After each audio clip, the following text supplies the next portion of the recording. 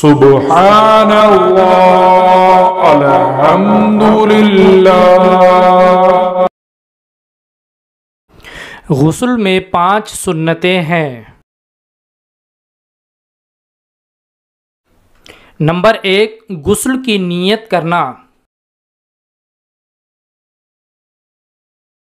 Number 2، استنجا کرنا اور جس جگہ بدن پر نجاست لگی ہو اس کو دھونا۔ نمبر 3، دونوں ہاتھوں کو گٹوں تک دھونا۔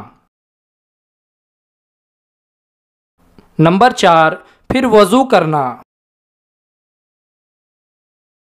نمبر 5، تمام بدن پر 3 بار پانی بہائے اور بدن خوب ملے تاکہ کوئی جگہ پانی پہنچنے سے باقی نہ رہ جائے۔ مزید دینی اور اسلامی معلوماتی ویڈیوز دیکھنے کے لیے ہمارے چینل دا اسلامی ورلڈ کو سبسکرائب کریں۔